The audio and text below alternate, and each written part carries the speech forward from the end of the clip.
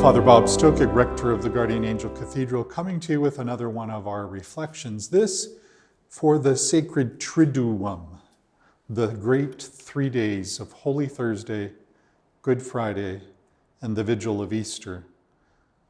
Each of these days invites us to pause on a particular part of the Paschal mystery. And on Holy Thursday, one of the unique features is the reading of the Gospel according to St. John at what we would think of as the Last Supper, but the focus of John is not so much on the supper itself, but on what comes within it, and that is Jesus washing the feet of his disciples. That reminds us how the Paschal mystery connects us to service, Jesus' own service to his disciples and by extension to us, and our call to be servants to each other. The liturgy ends with a solemn procession of the Blessed Sacrament to a chapel of repose because on Good Friday, it's the one day in the church year we do not celebrate Mass per se. So at the Holy Thursday liturgy, we consecrate enough bread for the celebration of the Good Friday liturgy, and that is what is processed through the church in solemn repose. Then on Good Friday, we celebrate the Passion of the Lord, a different feeling of a liturgy, though it has a first reading, a responsorial psalm, a second reading, and the recitation of the Passion according to St. John. What then follows is an extended, really, liturgy of prayer. It doesn't feel like the universal prayers that follow the proclamation of the gospel, a regular Sunday Mass. They are longer prayers. They invite us to reflect and to pray for various aspects of our world, including those who don't yet have any faith in God, those who have not yet accepted Christ, all those in need in our world, and the various needs of our church and for its leaders. After that long series of prayers, the liturgy continues with a veneration of the crucifix.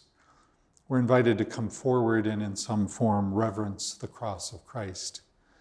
People do that in various ways, particularly in this pandemic age, where the more traditional kissing of the cross is frequently more appropriately observed by bowing in front of the cross or some other act of reverence.